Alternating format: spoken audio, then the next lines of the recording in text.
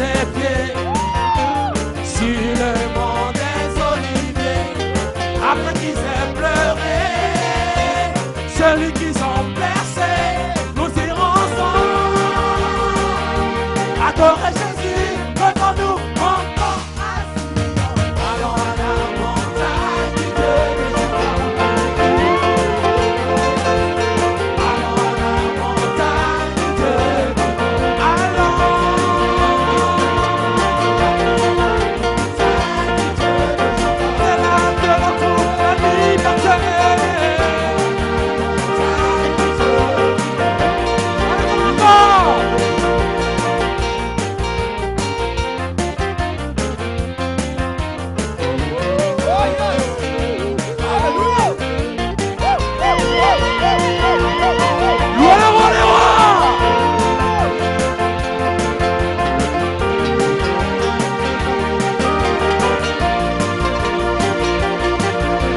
Voici le roi des rois, il revient sur des nuées, il posera ses pieds sur le mont des Oliviers. Après qu'ils aient pleuré, celui qu'ils ont percé, nous irons ensemble adorer Jésus. Allons à la montagne du Dieu de Jacob. Allons à la montagne du Dieu du monde. Encore une fois de plus, on y va. On y va encore. À vous. Allons à la montagne du Dieu du monde. Allons à la montagne du Dieu de Jacob. Amen. Il faut dire avancer avec conviction, dire avancer. Il faut le dire, il y a des gens qui n'aiment pas avancer. Or, on est né pour avancer. Alléluia. Voilà, nous sommes nés pour avancer. Il n'y a rien de plus frustrant que de vivre et constater qu'on n'avance pas. Il n'y a rien de plus dégradant de constater qu'on vit et qu'on n'avance pas. Nous sommes nés pour avancer. Et notre épanouissement est conditionné par les progrès que nous réalisons. Peu importe ce que tu as. Vous savez, quand tu entres en possession de quelque chose, tu es content, ça te bénit, ça te réjouit, mais juste pour un temps. Juste pour un temps. Pourquoi? Parce que tant que tu vis, tu es obligé d'avancer, d'évoluer. Tu es obligé. On ne peut pas objectivement se contenter de ce qu'on a longtemps. Étant entendu que ce qu'on a besoin d'être fructifié, multiplié. Depuis le vendredi, Dieu nous a rassemblés pour nous préparer. Dis préparer. Dieu nous a rassemblés pour nous préparer afin de nous introduire dans notre Canaan.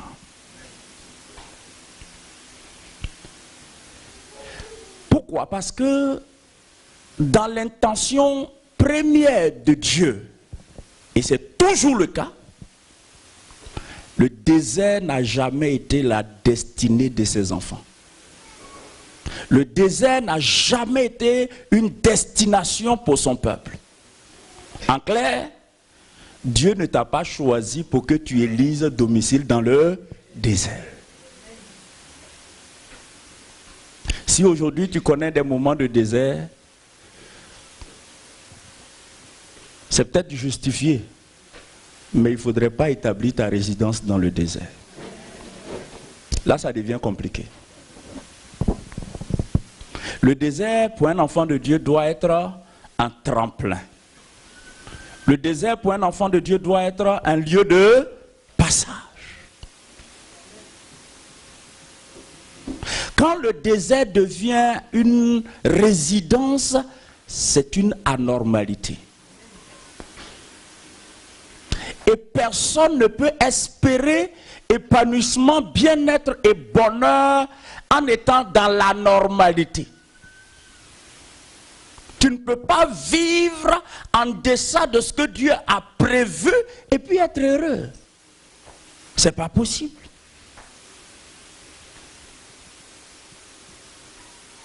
Je voudrais que vous et moi,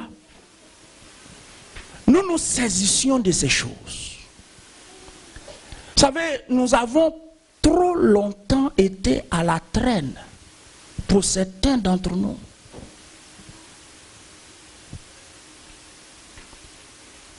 Il faut que quelque chose se passe. Il faut qu'un déclic s'opère. Il faudrait que tu sois poussé à la révolte. Mais la bonne révolte, quoi, à la révolution.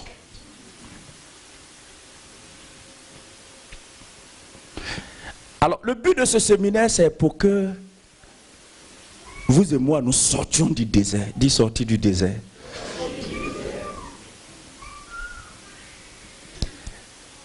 J'ai dit, je ne sais pas si c'est hier ou avant-hier,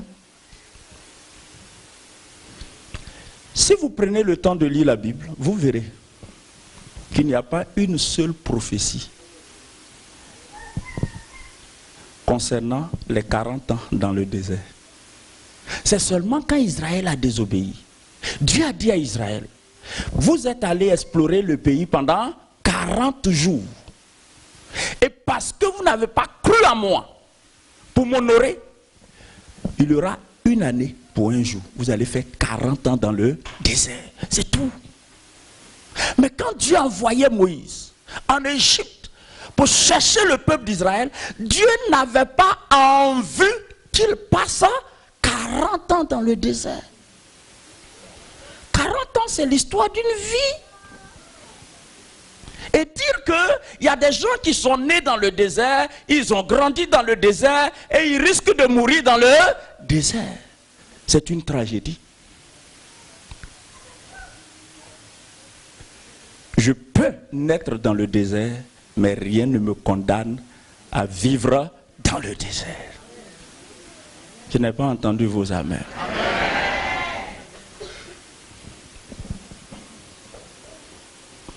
C'est pourquoi vous et moi, nous devrons noter que Dieu veut que nous fassions partie des gens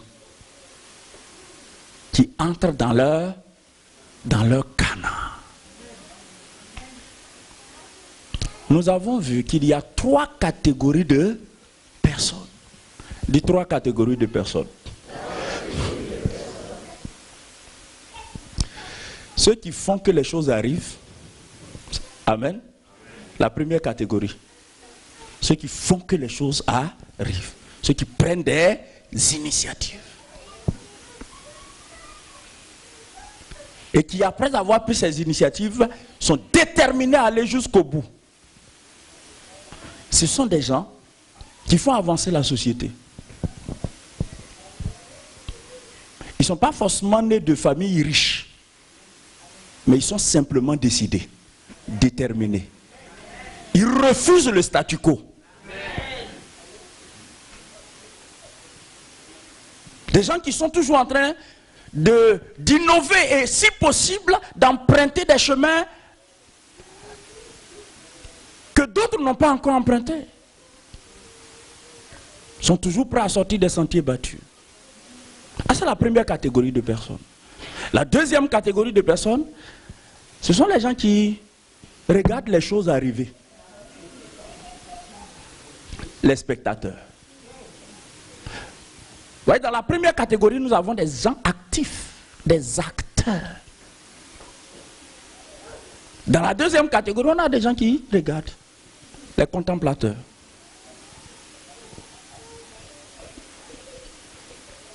Des spectateurs. En fait, ce sont des gens qui n'influencent pas la société. Dis influence. Il n'y a rien de plus désagréable que de mourir, de naître, de grandir, de mourir sans influencer la société. Un être humain normal doit influencer la société. Mais positivement, quoi. Parce qu'il y a plusieurs influences. Et puis là, enfin, la troisième catégorie de personnes, c'est ceux qui n'ont même pas la notion de ce qui se passe. En fait, eux, ils vivent dans l'indifférence totale. On peut résumer leur vie par cette phrase. Je mange, je bois, je dors, je me réveille, je mange, je bois, je dors, je me réveille. Je mange, je dors, je bois, je me réveille.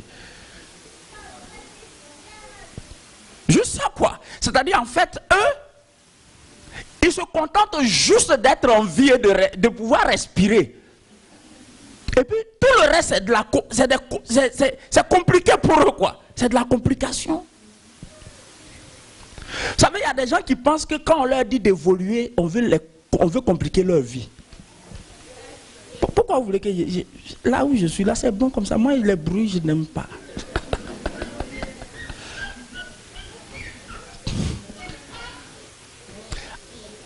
Si Dieu a fait la grâce que tu es là ce matin, je te dis que tu es condamné à bouger. Tu es condamné à avancer, tu es condamné à réussir. Parce que même si tu ne veux pas, les messages que tu vas entendre vont t'obliger à ça.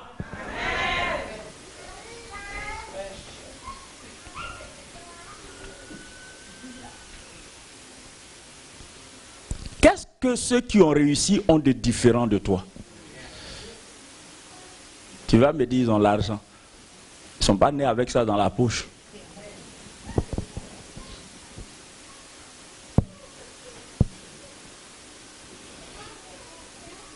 Au lieu de te mettre dans les rangs des manifestants, des contestataires, des gens qui sont toujours en train de faire grève, commence par faire grève contre ta propre situation.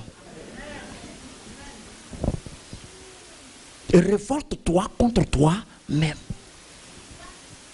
Pourquoi tu te plais dans ce que tu es? Pourquoi?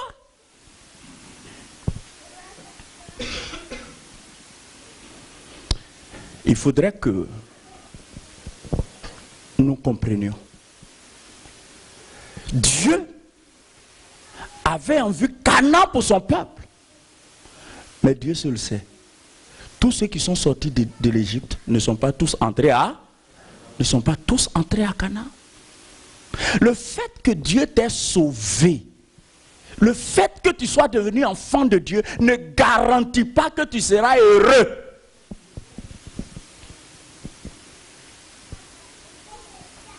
Si vous êtes choqué, désolé.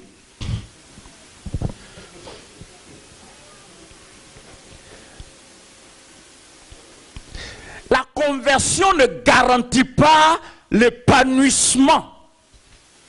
La conversion ne garantit pas la prospérité dans la société. La conversion nous destine à la prospérité.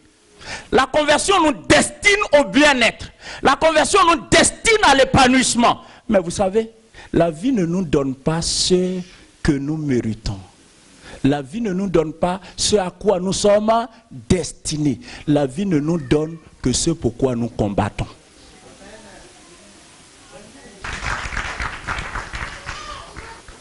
La vie ne nous donnera que ce pourquoi nous avons lutté. Tout a un prix.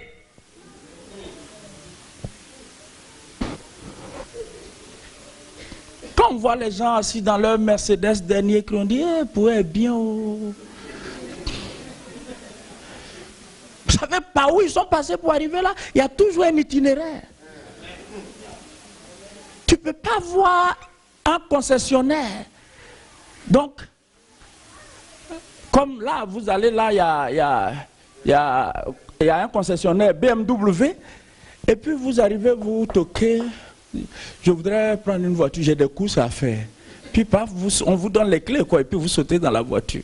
Ce serait trop beau. Tout a un coût.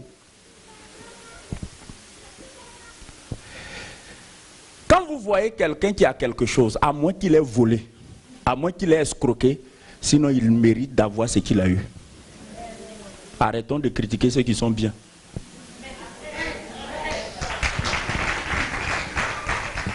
quelqu'un à étudier. Bon. Pendant que toi, tu fais la plonge, elle est en train de réfléchir sur des dossiers de Microsoft, de BMW, de Mercedes. Elle est chargée, elle est commerciale, il est commercial. Ou bien il est ingénieur.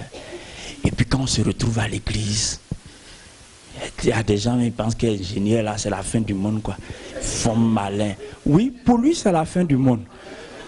Le vrai problème, c'est que tu n'es pas encore à ce niveau.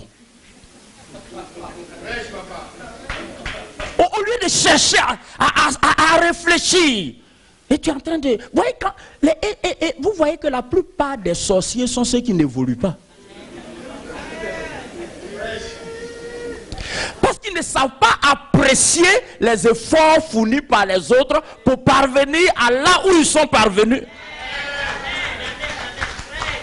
Tout ce qu'ils peuvent faire, c'est de critiquer, c'est de calomnier, c'est de jalouser, c'est de convoiter.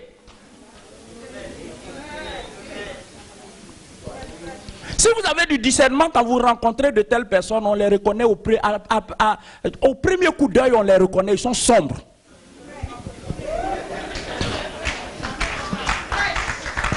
Ils sont sombres. Ils sont pas gais, quoi.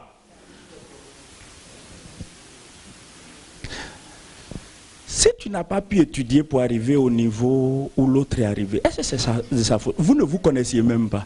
Vous ne vous êtes connu qu'à l'église. Et tu es jaloux, pourquoi? C'est pas lui qui t'a empêché. Hein. Si tu es sage, humblement, va vers lui et lui dis, ah, comment je peux faire? Est-ce que ça c'est compliqué?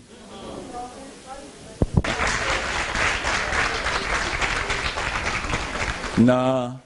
Il y a des gens, ils ont voiture, ils font malin sur les autres, quoi. Mais il a voiture, toi, tu n'en as pas. Si ça te dérange à ce point, va t'acheter une voiture. Le fait est que tu n'en es pas capable. Pourquoi? Parce que la vie ne nous donne pas ce à quoi nous sommes destinés. La vie ne nous donne que ce pourquoi nous avons... Quelqu'un peut répéter ça avec moi? La vie ne nous donne que ce pourquoi nous avons lutté.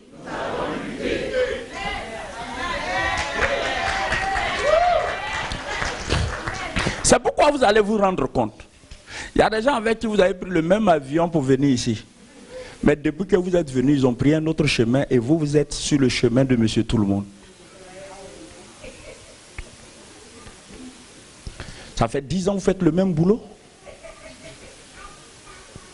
Et Dieu se sait quel boulot. Il n'y a pas de mépris. Mais quand tu fais d'un boulot qui ne te correspond pas, ton travail définitif, on doit diagnostiquer une maladie chez toi.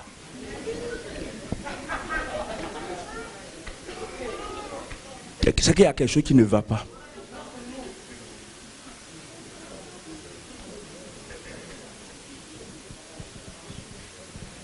Amen.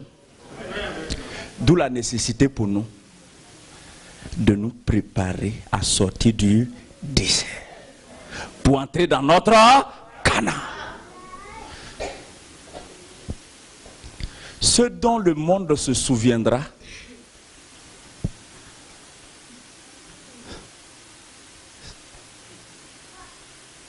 mes amis, le monde se souviendra toujours de ceux qui ont réussi. Ceux qui réussissent ne meurent jamais dans l'anonymat. D'abord par rapport à leur famille et ensuite par rapport à leur pays, etc. Ceux qui réussissent sont pour les autres dans le secret un modèle.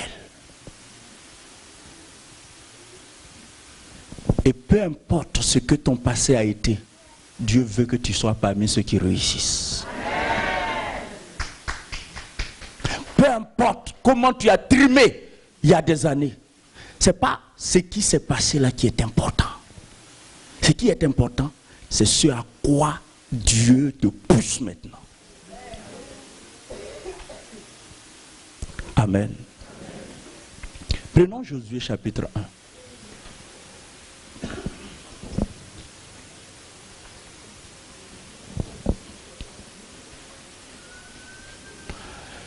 Je lis à partir du verset 1.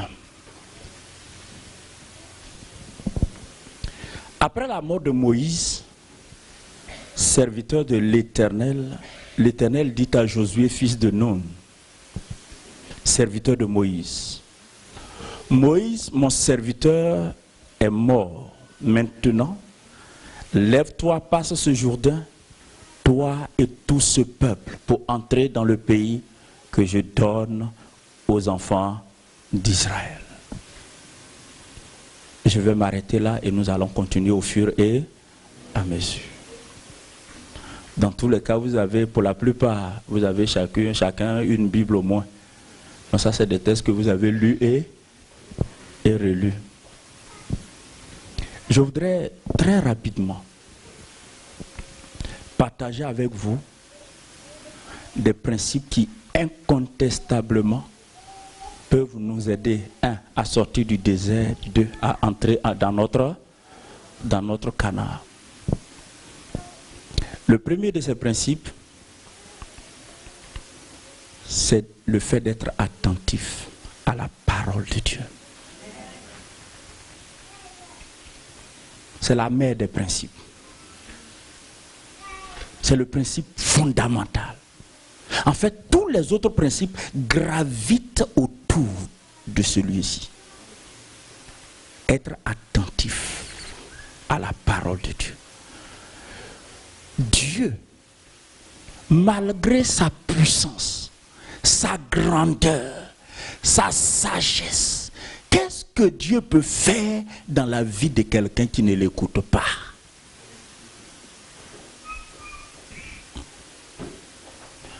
Où est-ce que tu penses que Dieu peut t'amener si tu ne l'écoutes pas? Puisque pour te diriger, pour t'orienter, pour te conduire, pour te conseiller, il ne viendra pas avec autre chose que sa parole. Maintenant, si tu n'es pas attentif à sa parole, il te conduit comment?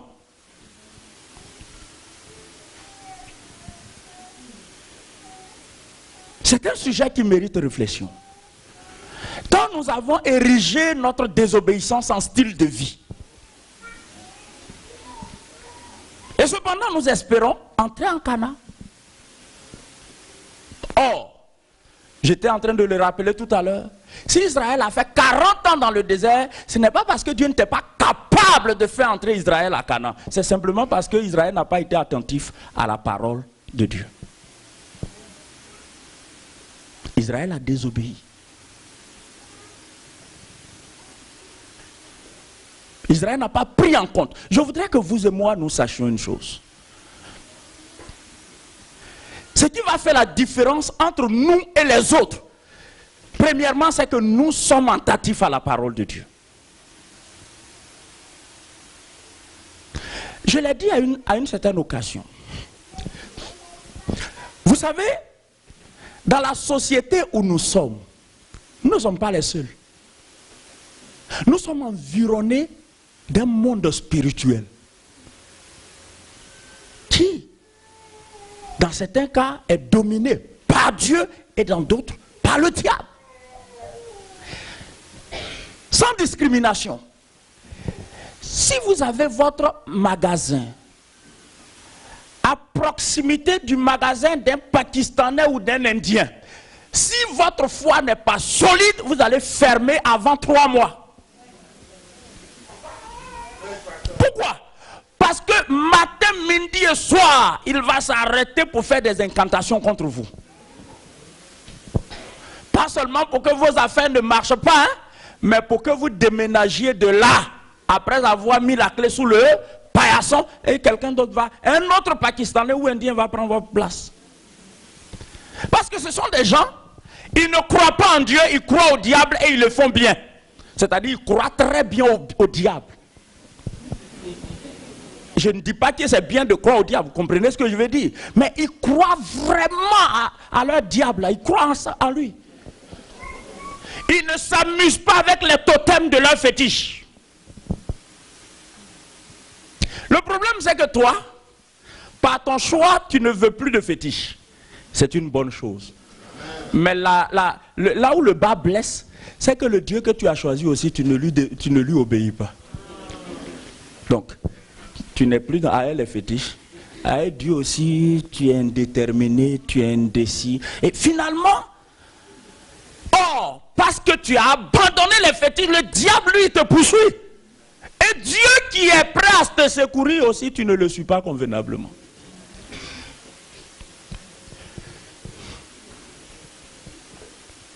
Voici la raison de l'échec de l'Église. Voici la raison pour laquelle le peuple de Dieu tourne dans le désert.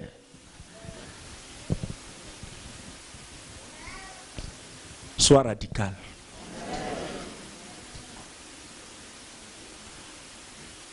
Si tu as fait le choix de marcher avec Dieu, marche avec Dieu.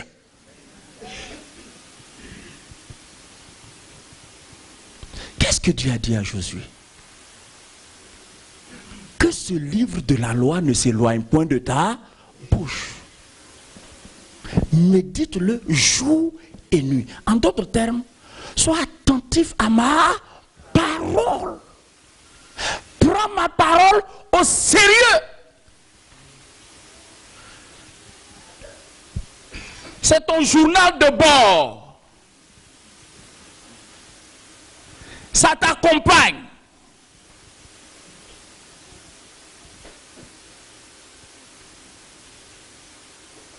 Quand vous prenez la Bible de la Genèse à l'Apocalypse, vous voyez la répétition, ainsi parle l'Éternel. Ainsi parle l'Éternel. Mais si l'Éternel parle et puis on n'écoute pas, il va parler encore. Pourquoi?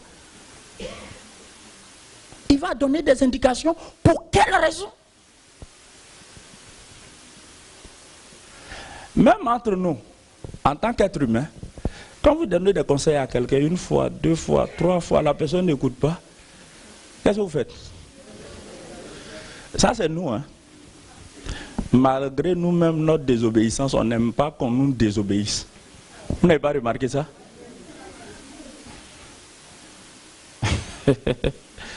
C'est-à-dire que nous-mêmes, on désobéit à longueur de journée à Dieu, mais quand quelqu'un nous désobéit, on est frustré. Mais je te parle, tu ne m'écoutes pas. Tu veux qu'il fasse quoi?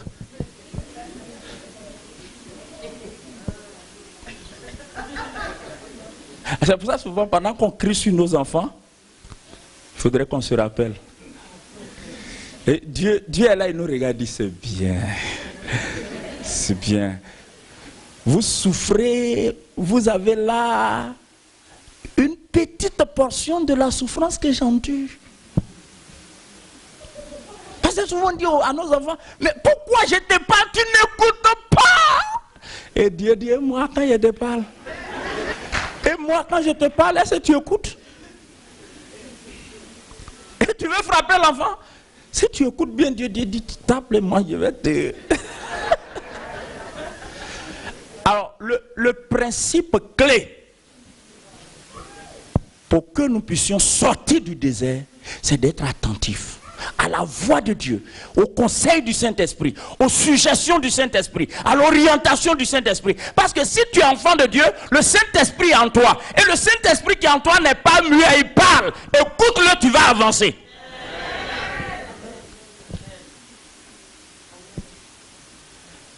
Le Saint-Esprit n'est pas là juste pour croiser les bras et puis réchauffer notre intérieur, non. La Bible dit, je vous enverrai le Saint-Esprit et il vous conduira. Le Saint-Esprit est là pour nous conduire. Mais si tu ne l'écoutes pas, c'est un peu comme quelqu'un qui a son GPS à bord de sa voiture. Et puis il va dans un endroit qu'il ne connaît pas. Et il refuse de suivre les indications du GPS. Paradoxe. Il y a quelque chose qui ne va pas. Le GPS dit va à gauche, à 300 mètres tourne à gauche, et à 300 mètres tu tournes à droite. Et quand tu tournes à droite, le GPS indique recalcul de l'itinéraire, nouveau calcul de l'itinéraire. Et quand il fait ça, tu vas encore à droite pendant qu'il te dit d'aller à gauche. Si tu n'arrives pas, c'est la faute au concepteur du GPS? Non, attends, sois sérieux.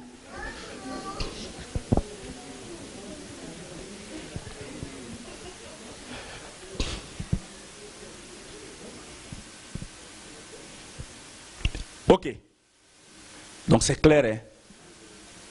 Si tu n'écoutes pas le GPS divin.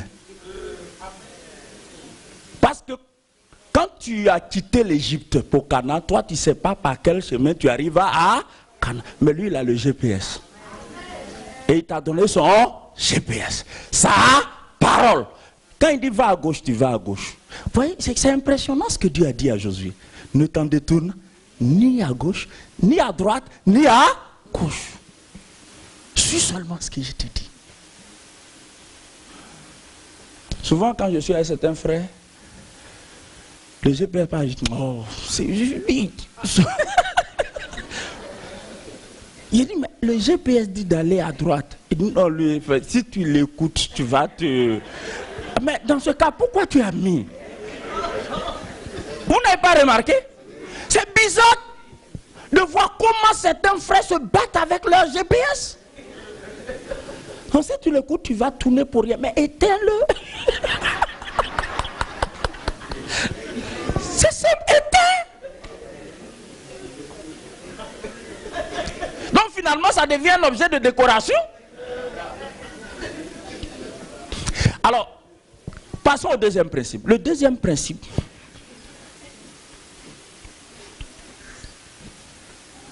c'est le principe qui veut que nous ne permettions pas au passé d'interférer dans notre vie présente. Quand Dieu a dit à Moïse, à Josué, Moïse, mon serviteur, est mort. En d'autres termes, constate qu'il y a un temps qui est révolu. Moïse est parti, c'est fini, Josué. Allez à Canaan. Regardez, Canaan est devant vous. Moïse, son histoire est derrière. Il y a des gens qui, à force de ressasser le passé, étouffent leur vie présente. Ah non, on m'a fait ça. Ah non, on m'a fait ci. Je sais que si on ne m'avait pas fait ça, moi je ne serais pas ce que je suis aujourd'hui. Bon, on t'a fait ça, on t'a fait ci. C'est pour ça que tu es ce que tu es aujourd'hui. Tu vas mourir dans ça? Tu vas mourir dans on t'a fait ça, on t'a fait ci. Tu vas mourir dans ça? Tu attends de mourir et puis dans l'au-delà, il va avoir un tribunal quoi. Entre-temps, tu es mort malheureux, misérable et pauvre. Ouvre un peu l'esprit. On m'a fait ça, on m'a fait ci, d'accord. Heureusement, ceux qui m'ont fait ça, ils m'ont fait ci, ils ne sont plus là. Moi, je gère mon présent maintenant. Et je veux gérer ma vie présente de manière à les contredire. De manière à leur donner tort. Ils m'ont fait ci, ils m'ont fait ça. Parce qu'ils ont pensé que j'étais vaurien. Parce qu'ils ont pensé que je ne réussirais pas. Parce qu'ils ont pensé que je serais toujours à la traîne. Maintenant, je connais le Seigneur. 1, 2, ils ne sont plus dans ma vie présente. Je vais gérer mon présent pour que demain, quand ils vont me voir, ils s'assoient comme Joseph et ses frères. Qu'ils s'inclinent devant moi. Pas pour ma gloire, mais pour la gloire de Dieu.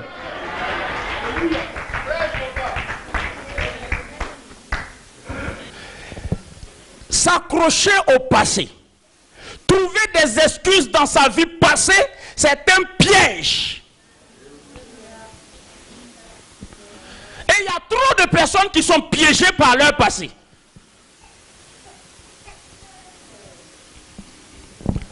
Or, Dieu dit quoi? Ne considérez plus les choses anciennes, choses passées, car voici, je vais faire de nouvelles choses. La difficulté, c'est quoi? C'est que tant que tu t'accroches au passé, tu deviens passéiste et tu n'entres jamais dans la nouveauté.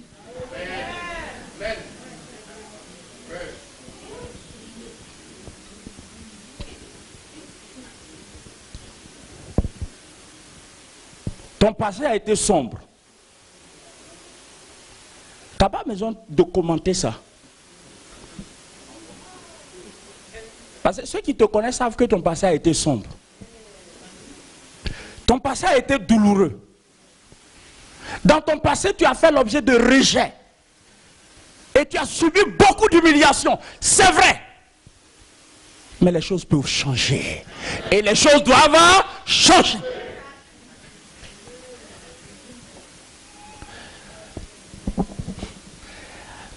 Au début de ce séminaire, j'ai fait remarquer ceci. Il y a 3 choses que nous devrons nous battre pour éviter.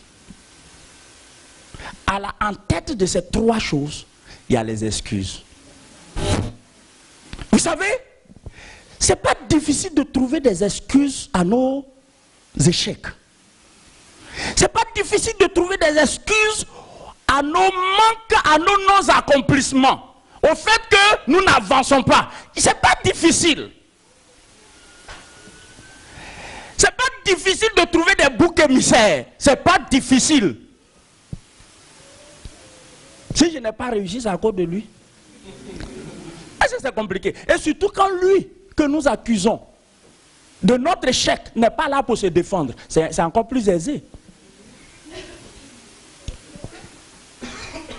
Mais, quelle que soit la pertinence d'une excuse, quelle que soit l'objectivité d'une excuse, vous imaginez que les excuses font avancer le monde? Jamais.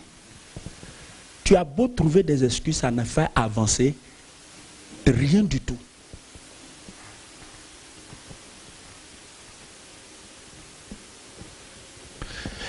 Non, le problème que j'ai, c'est que quand je suis arrivé dans ce pays,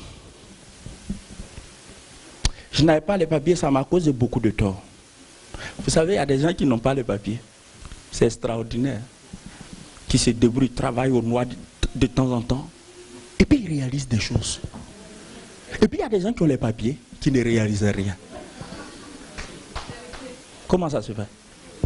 Et tu crois que c'est parce que tu n'as pas les papiers que tu es malheureux? Non. Tu es simplement malheureux parce que tu n'as pas envie d'évoluer. Au fond, si tu n'as pas les papiers, que ça dure, que tu ne peux pas te débrouiller, c'est par discrétion, je pourrais vous citer des frères qui n'ont pas les papiers. Mais quand vous les voyez, vous croyez que c'est eux-mêmes qui travaillent à la préfecture. Parce qu'ils se battent. Vous savez, c'est plus facile de mendier que de travailler pour avoir un salaire. Il y a des raccourcis qu'il faut se refuser. Parce que c'est désagréable d'avoir à tendre la main.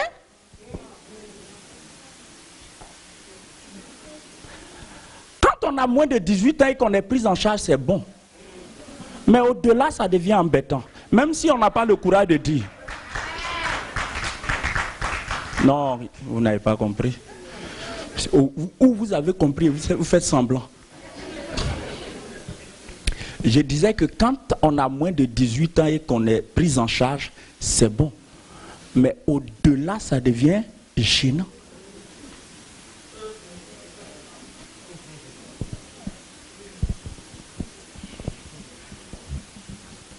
Troisième principe, Dieu dit à Josué, Moïse, mon serviteur, est maintenant. Dis avec moi maintenant. En langue française, maintenant, c'est soit un adverbe, soit le participe présent du verbe maintenir, soit une conjonction. Si on n'ajoute que quoi? C'est ça? On dit maintenant que, ça devient une conjonction.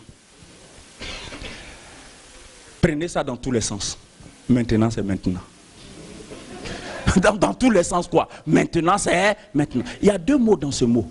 Il y a la main et il y a le verbe tenir. C'est-à-dire quoi? Ce que tu tiens là, il faut le faire maintenant. Ce que tu as en main là, fais-le. Qu'est-ce que cela nous enseigne? Le principe que nous appelons maintenant. Ce principe nous enseigne le pouvoir et l'opportunité du temps présent. Vous savez, il n'y a rien de plus éphémère que le présent. Il n'y a rien de plus éphémère que le présent. Mais en même temps, il n'y a rien qui représente une opportunité extraordinaire que l'instant présent. Tu peux faire de cet instant présent un moment qui va te propulser dans un avenir incroyable.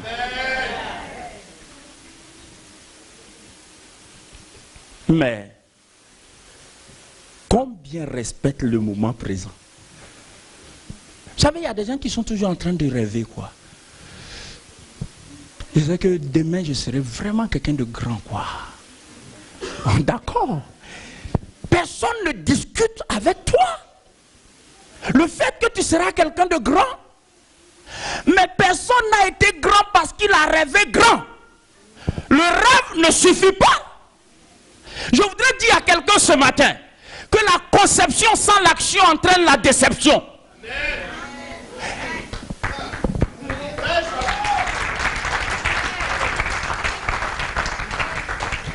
Peu importe ce que tu conçois, peu importe ce à quoi tu rêves, mais si tu n'agis pas maintenant, au fond, si je sais que je veux aller à Canaan aujourd'hui, là, ce que je fais aujourd'hui doit me rapprocher.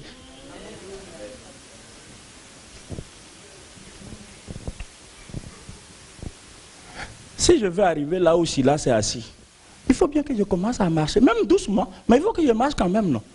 Ou bien? Amen. Et puis, merci. C'est en avançant.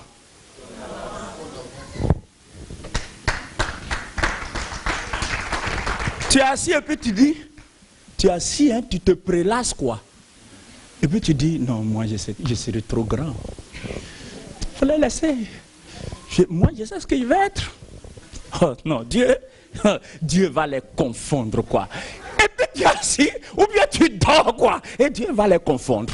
Dieu va les confondre. Dieu va les confondre. C'est toi qui seras confondu. Parce que le fait est quoi? C'est que tu ne fais rien par rapport à ce rêve. Je veux te dire ce matin que ce que tu fais maintenant compte énormément. Pourquoi?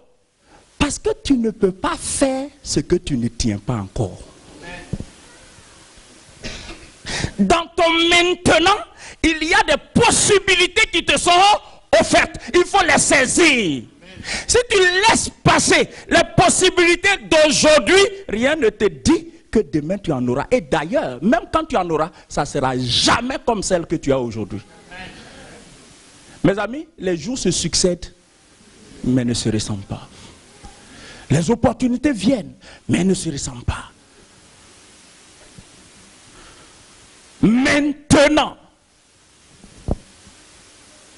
trop important.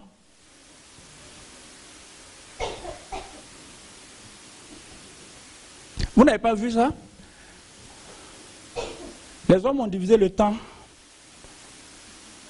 en 3 parties. Passé, présent et futur. C'est ça, non? Passé, présent et futur. Le passé, on n'a pas d'emprise sur le passé, c'est passé. Le seul temps où on a vraiment une emprise, c'est sur le temps présent. Et c'est seulement parce que nous exerçons une emprise consciente, calculée et planifiée sur le présent que nous pourrons influencer notre avenir. Pour l'instant, nous ne saisissons pas l'avenir, mais nous pouvons l'influencer par nos décisions d'aujourd'hui. C'est pourquoi nous avons dit hier qu'il ne faut jamais laisser ce que tu ne peux pas faire t'empêcher de faire ce que tu peux faire aujourd'hui. Tu es assis là et tu regardes.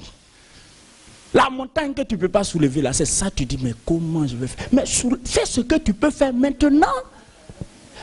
Peut-être que tu veux déplacer cette montagne. Bon, tu ne peux pas déplacer cette montagne à l'état actuel des choses. Vu les moyens que tu as aujourd'hui. Parce que tu as quoi? Tu as juste une pelle en main. Non, avec la pelle, tu ne peux pas déplacer cette montagne. Parce que pour déplacer, espérer déplacer cette montagne, c'est une image que je donne. Pour espérer déplacer cette montagne, il te faut au moins un caterpillar. Mais comme tu n'en as pas, il ne faut pas être en train de penser, mais comment je vais faire pour avoir un caterpillar? Non, regarde, prends ta pelle. Qu'est-ce que je peux faire? Je peux commencer par ronger des parties de la montagne. je prends un peu, je prends un peu. Quelqu'un peut-être va venir me demander, mais monsieur, vous faites quoi? Non, cette montagne-là, je dois tout faire pour la raser. Mais pour l'instant, je n'ai que la pelle. Je dis, ah! Et vous espérez raser cette montagne avec votre pelle? C'est ce que je peux faire maintenant. C'est ce que je peux faire maintenant. Ça paraît insignifiant, mais c'est ce que je peux faire maintenant. Et vous savez quoi? Je ne sais pas si vous vous rappelez. Je l'ai dit un jour ici. On demande à le joueur argentin là, comment il s'appelle? Non. Maradona. On demande à Maradona, à l'époque où il était à l'apogée de son art, on lui demande quel était son secret. Il dit simplement ceci: Dieu est toujours avec ceux qui travaillent. C'était la réponse. Il dit Dieu est toujours avec ceux qui travaillent. Donc tu as seulement une pelle. Tu n'as pas l'argent pour acheter un caterpillar. Utilise ta pelle par rapport à l'objectif que tu vas atteindre. Commence par ronger la montagne. Vas-y seulement. Il y a des gens qui vont passer, ils vont se moquer de toi. Ils vont dire, mais il est fou ce monsieur. Mais continue seulement. Et il y a un jour, quelqu'un viendra. Parce que Dieu bénit toujours les efforts. Quand ils sont fournis dans la conscience du progrès, dans la conscience de l'avancement, dans la conscience de l'évolution. Dieu est toujours derrière ceux qui veulent avancer. Parce que Dieu est glorifié par le progrès et non par la stagnation. Alors, pendant que tu seras en train de faire, il y a un groupe de personnes qui va passer, ils vont se moquer de toi. Mais il y a quelqu'un que Dieu va amener et la personne va dire, ça fait 3 fois que je passe, je te vois en train de faire ce travail, c'est trop laborieux. J'ai un caterpillar, je vais te le prêter. Alléluia. Je vais te prêter mon caterpillar. Mais si au contraire, tu prends ta pelle, tu t'assois à la maison et tu es là à la maison, tu tournes. Tu ronges tes ongles et tu dis, mais la montagne là, je ne sais pas comment. Les gens, ils vont passer, ils ne sauront même pas qu'il y a quelqu'un qui a cette vision. Est-ce que quelqu'un me comprend ce matin? Tu vois, au stade où tu es, tu as juste une pelle en main. Demande-toi, qu'est-ce que tu peux faire avec la pelle? Qu'est-ce que je peux faire avec la pelle? Pourquoi tu penses à ce que tu n'as pas au lieu de faire avec ce que tu as? Non, il me faut un crédit de 5 000 € pour commencer un commerce. Mais si tu as 200 €, commence un commerce. Si tu as 200 €, commence un commerce. Qui vous a dit que c'est avec 5 000 € seulement qu'on commence le commerce? Mes amis, le propriétaire de toute la gamme de parfumerie Marionneau, c'était un Chinois qui vendait à la sauvette dans les rues. Un Chinois qui vendait à la sauvette. Un peu comme les Sénégalais, les jeunes Wolofs là, qui vendent à la Tour Eiffel. Ouais. Mais vous voyez, ces jeunes Sénégalais qui vendent à la Tour Eiffel, allez au Sénégal et voyez leur réalisation. Ils n'ont pas de boutique, ils n'ont pas de grands magasins imposants. Ils font avec ce qu'ils ont. Pourquoi voudrais-tu empêcher ce que tu n'as pas? Pourquoi voudrais-tu que ce que tu n'as pas t'empêche d'utiliser ce que tu as maintenant? Non, vous ne suivez pas. Vous ne suivez pas. Et si tu sors de ce séminaire, encore en train de chercher de gros moyens, alors que les petits que tu as là, tu n'en fais rien, je dis que c'est que tu as choisi ton échec.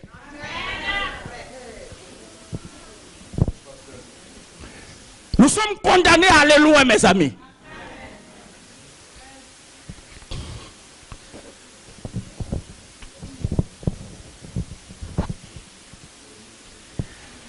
Arrête de dire je vais évoluer, alors que tu ne fais rien pour évoluer.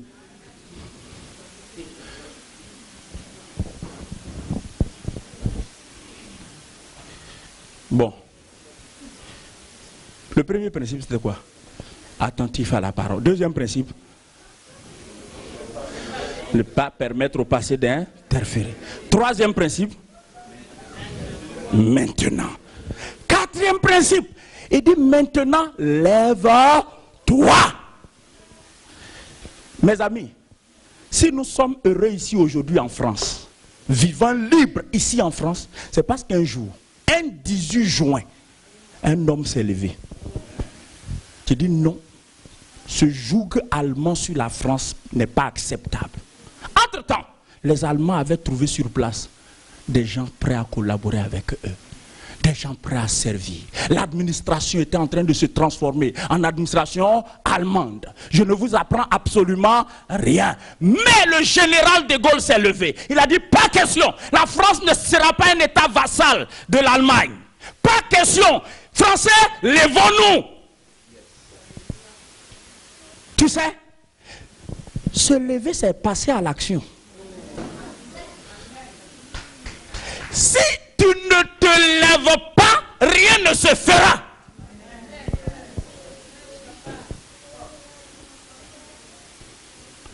Tu ne te lèves pas, tu vas mourir dans la mendicité, dans la pauvreté, et tu vas décevoir l'espoir de tes parents. Vous savez, dès que quelqu'un prend l'avion, il devient l'espoir de toute une famille, voire de tout un village. Et les gens comptent sur toi, et toi tu es là en train de faire n'importe quoi, au lieu de prendre du temps pour réfléchir. Et tu paresses. Tu paresses. C'est honteux de voir des frères africains ayant abandonné leur continent pour venir en Europe dans les tabacs en train de jouer au tiercé. Malheureux. Malheureux. Depuis quand quelqu'un a joué tiercé pour aller construire une maison? La Bible dit quoi? On mangera à la sueur de notre front. La Bible ne dit pas qu'on mangera à la sueur de nos tirages au sort. Si toi tu es là ce matin, alors que tu as fait vœu de suivre le Seigneur, et tu dis, il faut que nous entrions dans notre Canaan, et c'est toi qui tournes autour des tabacs pour gratter, que Dieu te délivre. Que Dieu te délivre. Que Dieu te délivre. Honte à toi si tu n'as pas compris que le chemin de l'épanouissement ne passe pas par le tabac, mais par le travail, par l'action. Depuis quand vous avez bien paraissé réussir correctement? Si d'autres ont réussi avec le tiercé, toi tu es enfant de Dieu, laisse Dieu être glorifié par ton succès. Donc il faut que ce soit un succès normal. Il y a des gens qui sont dérangés. Vous savez, il y a des gens qui sont dérangés. Vous savez pourquoi? Parce qu'ils se sont imposés ces raccourcis honteux qui consistent à aller gratter des bouts de papier. Et tu t'endettes pour rien. Parce qu'il y a un Saracoré qui a gagné un jour, tu dis, moi je vais gagner. Est-ce que vous adorez le même Dieu?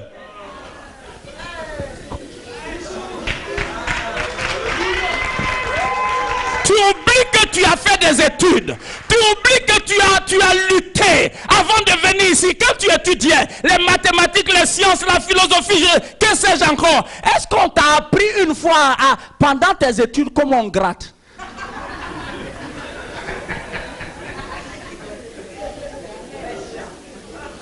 Et il y a des pères de famille, quand ils sortent de la maison, non, je vais rendre visite, c'est faux. Il va s'arrêter à un tabac et puis la chaîne commence à gratter. Il faut arrêter ça pendant que Dieu te parle. Arrête ça parce que ça t'appauvrit. C'est un peu comme quelqu'un qui prend de l'alcool. Tu bois et tu croises les pieds. Ça t'amène où? Pendant que nous sommes en train de parler de Canaan, il faut poser des actes qui t'amènent vers Canaan. Arrête l'alcool, arrête la cigarette, arrête le tiercé, arrête la PMU. Nous y parviendrons par le travail et non par la tricherie. Il y a des gens qui espèrent arriver à Canaan par des raccourcis honteux. Je vais vous dire une chose. Chaque effort qui n'est rien d'autre qu'un effort de tricherie ne sera pas sanctionné par Dieu. Sanctionné dans le sens de récompenser par Dieu. C'est pourquoi toi, qui travailles, du labeur, beaucoup d'efforts, continue en étant fidèle au Seigneur. Un jour viendra. Aujourd'hui, pendant que tu portes la sémence, c'est avec des larmes aux yeux, c'est avec des gémissements. Mais demain, les gerbes seront sur tes mains, dans tes bras. Et Et l'on verra ta moisson, ta récolte. Et la gloire reviendra au Seigneur. Lève-toi. Lève-toi. Vous savez, ça ne sert à rien de dire à quelqu'un, j'ai tes diplômes, j'ai ceci, j'ai cela. Lève-toi. Tu as diplôme et puis tu es assis. Lève-toi. Lève-toi. Il y a des gens qui sont ici. Ils n'ont aucun diplôme. Certains de nos soeurs font garde d'enfants. Garde d'enfants, hein, mais ils ont déjà construit.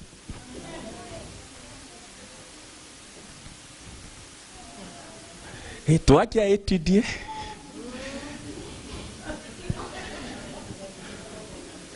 c'est bizarre, on dirait que ceux qui ont étudié ont plus de problèmes que ceux qui n'ont pas étudié.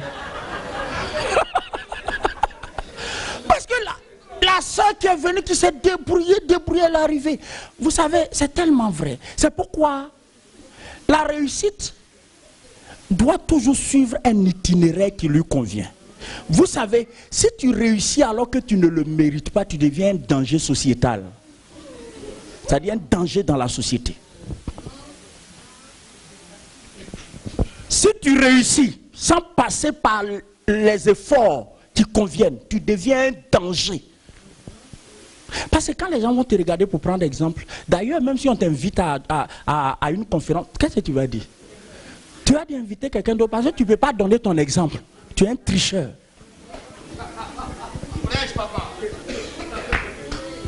Et Dieu seul sait les Africains qui trichent dans ce pays. Et c'est honteux. Après, vous dites quoi à vos enfants? Tu n'as pas le courage de lui dire que j'ai triché pour avoir la voiture là. Mais tu as deux mains, pourquoi? Travaille.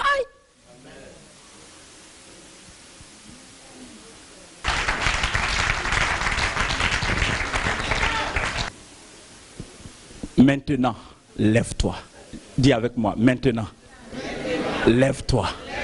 Les deux choses vont ensemble. Maintenant, lève-toi. Quand tu prends conscience du pouvoir de l'instant présent, tu te mets à l'action. Parce qu'à partir de l'instant où tu minimises le temps présent, tu tombes dans la procrastination. La procrastination consiste à quoi? Écoutez-moi, la procrastination consiste à quoi? Demain, je vais faire. Après-demain, je vais faire. Le lendemain, je vais faire. Après-demain, je vais faire. Et à force de demain au lendemain, nos parents disent, qui met à demain rencontre lion en chemin. À moins que le report soit un report stratégique, c'est possible. On peut reporter quelque chose par stratégie. Ou on peut reporter indépendamment de notre volonté. Mais si tu vis dans le report permanent, tu vas voir. Tu vas voir. Nous maîtrisons le présent. Mais demain, nous ne savons pas ce que demain sera. Ouais. Moi, je suis sorti ce matin avec mon long parapluie, croyant qu'il allait pleuvoir. Il n'a pas plu. Pourquoi? Parce qu'en fait, hier, il a plu, quoi. Donc, j'ai pris mon parapluie. Ok, c'est pas grave. Je me rends compte qu'il ne pleut pas aujourd'hui. Mais est-ce que je sais ce que demain nous réserve? Je ne sais pas.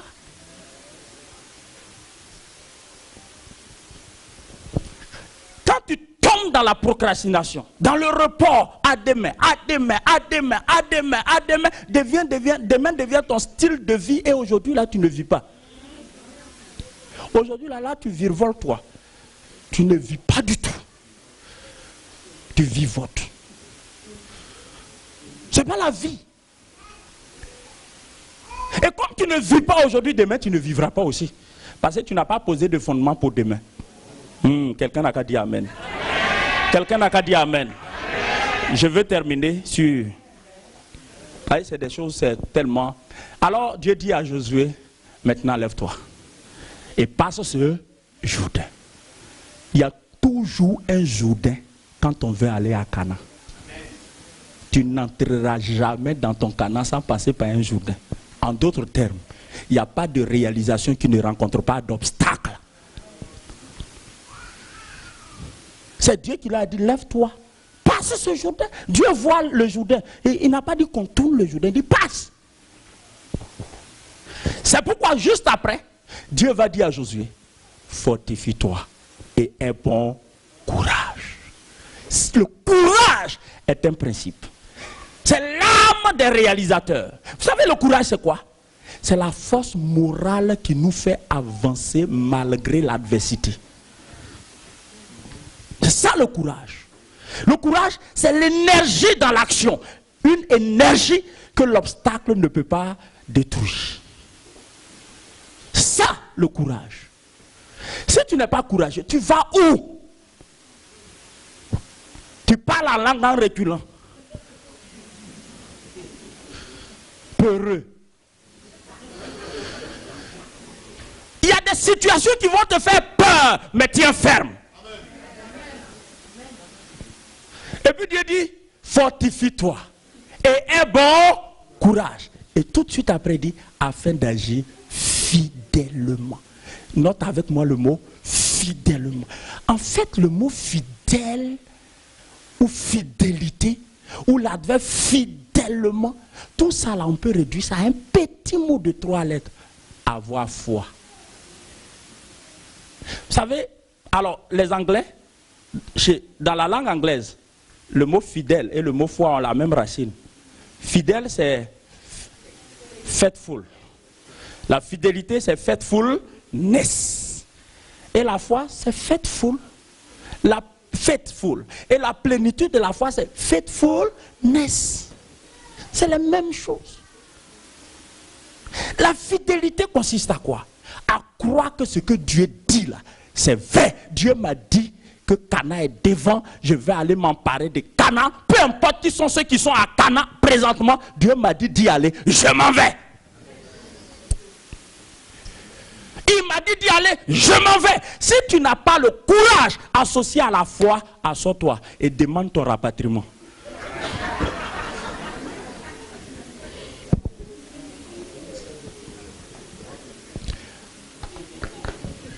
Mes amis, ces choses, nous devrons les prendre en compte. Si nous les prenons en compte, nous serons des réalisateurs. Vous savez, c'est bien d'être un réalisateur. Pourquoi? Et je termine sur ça. Si tu vis sans réaliser, tu finis par perdre l'estime que tu as pour toi-même. Et il n'y a rien de plus dégradant que de se sous-estimer soi-même. Vous savez, tu te regardes dans le miroir et puis tu t'insultes. Là, tu te regardes et puis tu dis, mais je suis venu faire quoi même? Franchement, je suis en Europe, pourquoi? Et quand tes parents appellent, tu vois leur numéro, tu bloques. Tu ne sais même pas si c'est pour prendre de tes nouvelles, tu dis, cela c'est l'argent, toujours ils demandent. Mais ils vont demander à qui? C'est toi ton numéro, ils connaissent, tu veux qu'ils appellent qui? Dès lors que tu as pris avion pour venir, ils pensent que tu as l'argent. Et puis ils voient ce que les autres font pour leurs parents étant ici. Mais toi, quand tes parents appellent, tu luttes, tu dis, il ne faut pas décrocher, attends, viens voir d'abord. Attends, viens voir d'abord. Et puis tu regardes, c'est tante Joséphine. Tu dis non. Celle-là, elle croit que c'est moi qui vais mettre tous ses enfants à l'école, quoi. Moi-même, là, qui m'a mis à l'école. Elle n'a qu'à me laisser tranquille. Et puis, tante Joséphine va appeler plusieurs fois. Et un jour, tante Joséphine appelle un numéro inconnu, masqué. Et là, tu es obligé, tu décroches. Quand tu décroches, tu dis, oui, allô?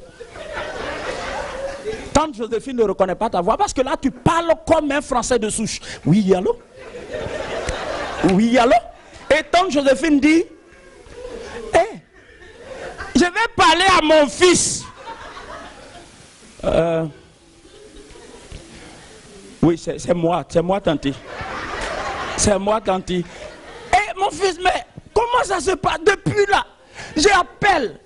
On se demandait même si tu n'avais pas changé de numéro. Non, ces derniers temps, je travaille beaucoup.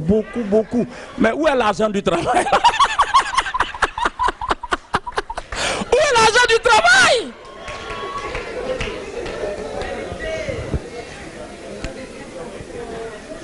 Alors que tu n'as pas le courage de dire à tante Joséphine que tu couds de tabac à tabac. Pour gratter. Dis avec moi Canaan. Dis avec moi Canaan. Dis avec moi, je vais entrer à Canaan. Je veux prendre possession de mon Canaan. Fais partie de la race des vainqueurs. Fais partie de la race, de la catégorie des gens qui font que les choses arrivent. Les choses arrivent. Que Dieu vous bénisse. Que Dieu vous bénisse. Que Dieu vous bénisse. Acclame parce que tu fais partie de ceux qui vont entrer à Canaan. Même si personne n'est entré dans ta famille, toi tu vas y entrer. Peu importe ce que tu vis aujourd'hui, tu vas y entrer. Peu importe ce que tu as été demain, tu vas y entrer. Tu vas entrer dans ton Canaan. Alléluia. Nous sommes destinés à ça. Mes amis, levons nos deux mains et nous allons bénir le trône de Dieu.